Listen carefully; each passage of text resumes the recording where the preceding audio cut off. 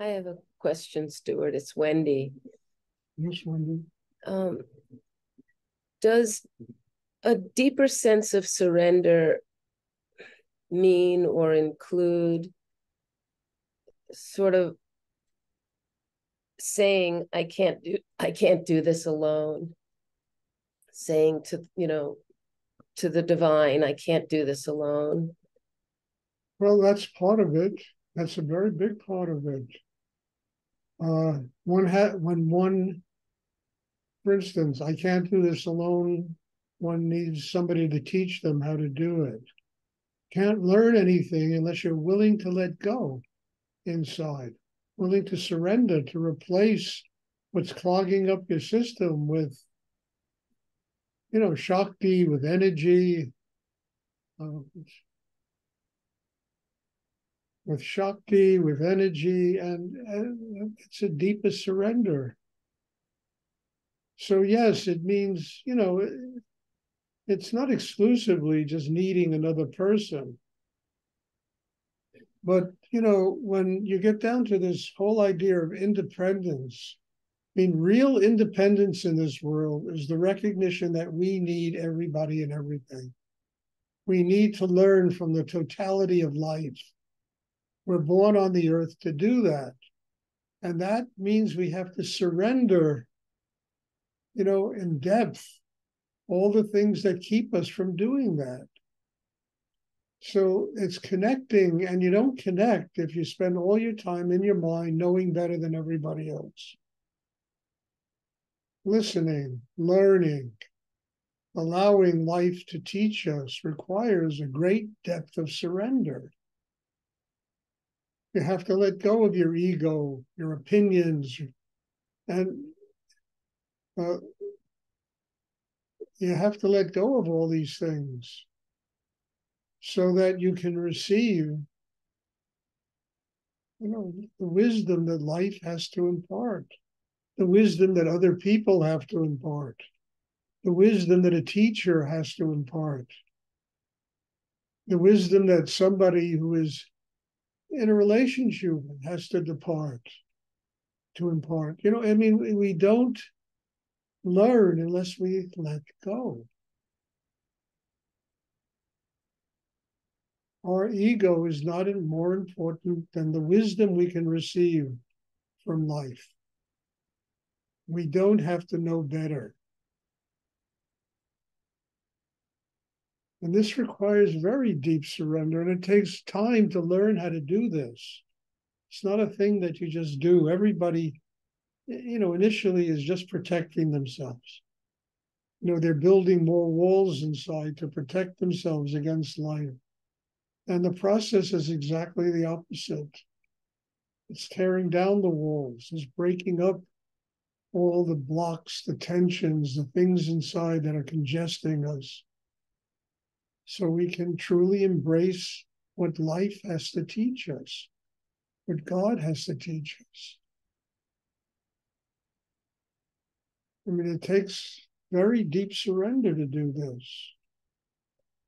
But it also takes the realization that what you hang on to is what is keeping you from truly having a spiritual life. And even on just practical levels, and just in business and relationships, and in order to have a relationship with another human being, it requires depth of surrender. It requires patience. It requires listening to that other person, learning from them. And when you have to listen to somebody else and learn from them, you got to let go. Can't know better than the other person.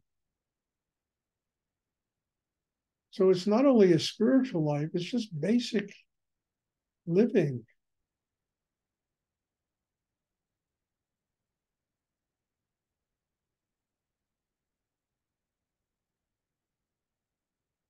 And I know though, even the word surrender, everybody thinks that when you surrender, you give up, you go to jail, and the meaning of surrender in our work is very different. The meaning of surrender is letting go and making room inside yourself for Shakti, for energy, for spirit to nurture you. As I say a million times, you can only fit so much water in a glass.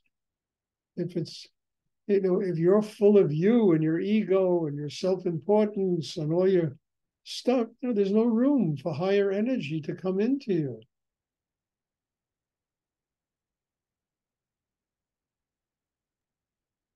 I see surrender as getting down on my knees and and opening to receive, not thinking that I can do it by myself. Well, that's surrender. That's surrender. Asking God, asking life for help to grow. Being willing to get down on your knees and bow to the sacredness of life. Surrender. And frankly, nobody can do this by themselves. It's too hard. We need training. We need to learn to master our inner selves. I always use the metaphors like, white water rapids. You get on a raft and you got to be on the raft with somebody who knows how to navigate the raft through the rapids. Life is like white water rapids. It's very intense, nonstop. And you need to let go. And you need to be able to listen to somebody else who has been over the path and is willing to teach you how to do it. I learned that very quickly from Rudy. I mean, I spent 9 years of my life looking literally for Rudy. I mean, it wasn't Rudy in my head, but that was the person I was looking for. 9 extremely painful years. And when I met him, a voice inside me said, Stuart, you spent all your life listening to yourself and you almost put yourself in a sanitarium. It's time to listen to somebody else. Learn from them. Don't know better than them. Learn from them. Let their wisdom nurture you. And it took me meeting Rudy to learn that. And I had this voice that kept telling me this inside until finally I just let go. I just let go. I didn't have to defend myself anymore. I didn't have to know better than everybody else. Just let go. And I remember when Rudy sent me back to college, I never wanted to go to college, But he said, I want you to go to get a degree, and I'm going to send you to Big Indian, and you're going to, teach up there. And he said, but you've got to have a way to earn a living. So you have to, get a degree. I went back.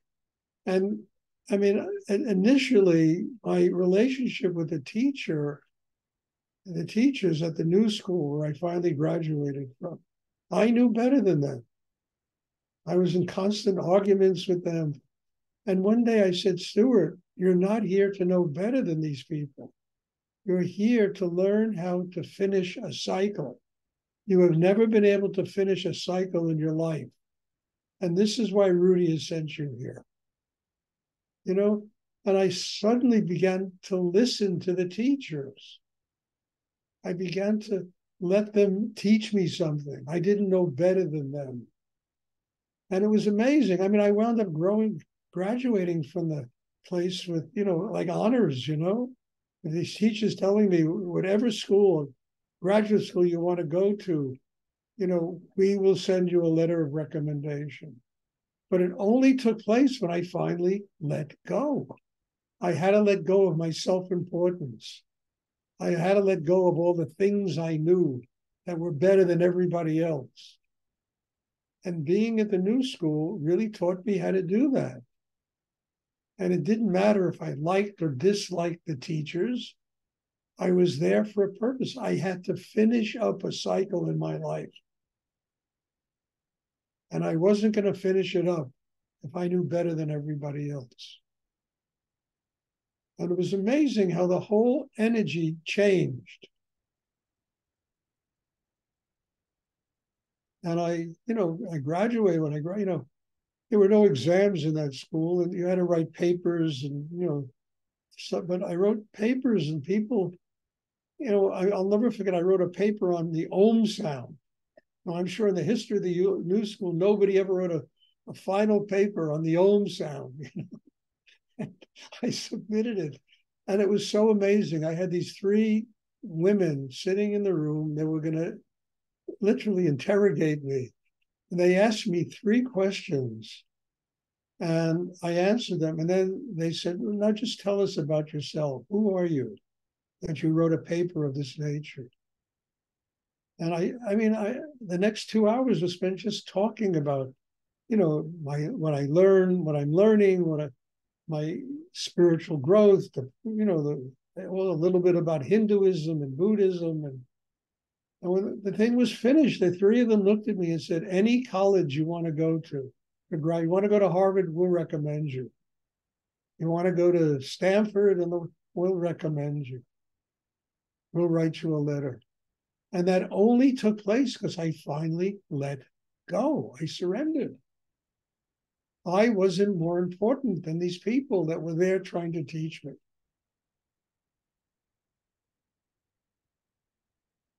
And if without Rudy, I would have never known to do that kind of thing, ever.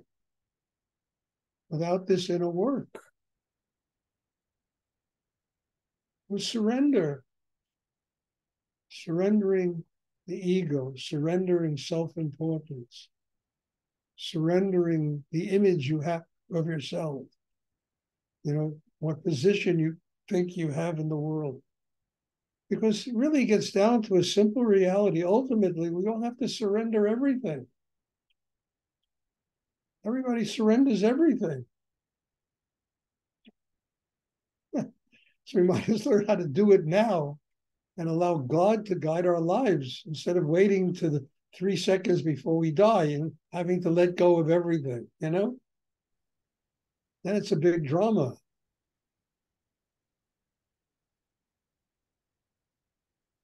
Thank you, Stuart. You're welcome.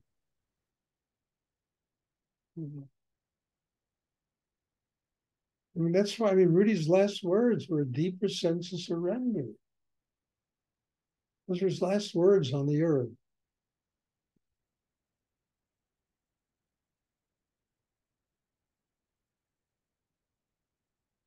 And there were things Rudy said that it took me years to learn what he was teaching me. Years after he told me these things. It took years, literally years to learn, of continuous inner work, of taking on the responsibility of meditation centers and ashrams, Zoom classes, and years it took to learn these things. And that's how profound they were.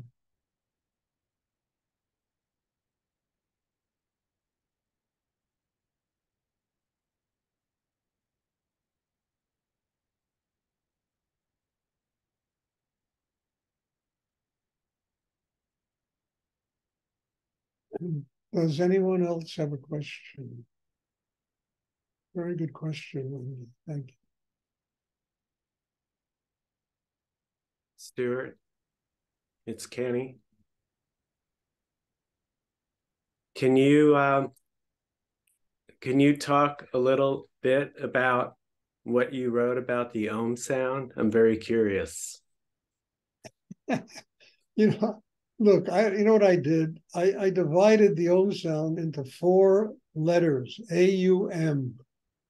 And I wrote each section of my essay on one of those letters, the meaning of one of those letters, A-U-M, and then the total word and how it all fit together.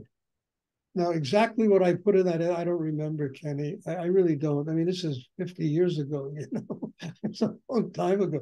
I don't even know what happened to that essay. Somewhere in the world it is, But it was very interesting because it really took apart Ohm. And,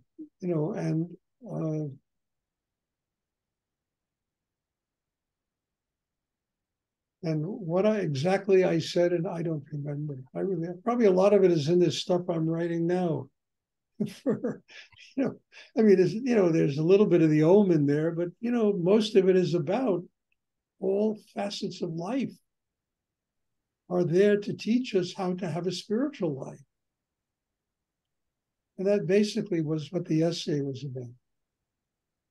Each one of the letters in Om, A-U-M, was a different aspect of life.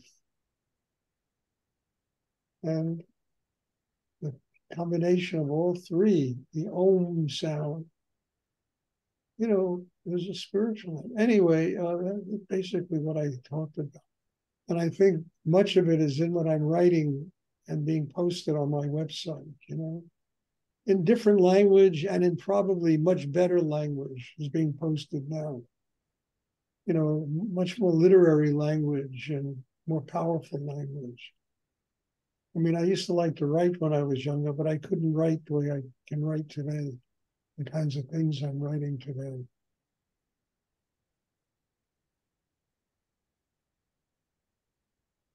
But I'll never forget those teachers, They asked 3 questions, and then they just looked at me and said, just tell us about yourself. And we spent 2 hours talking about really interesting stuff. And it was stuff they really knew nothing about. But they were open, listening and learning, and it was really something.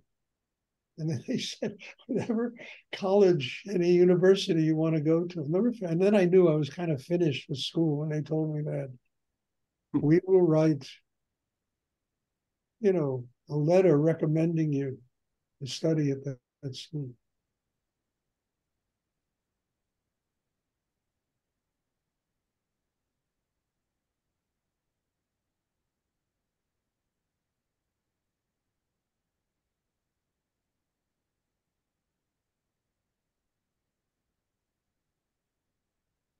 Does anyone else have a question?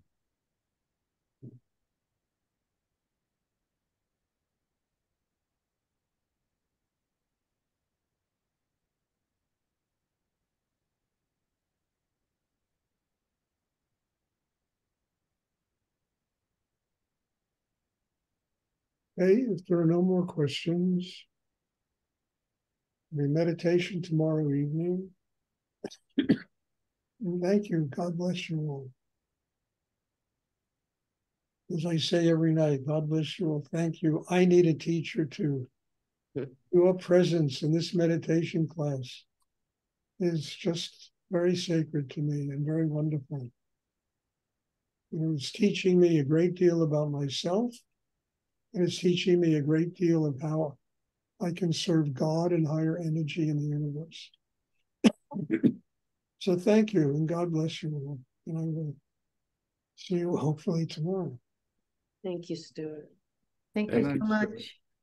Good night. Night. Night.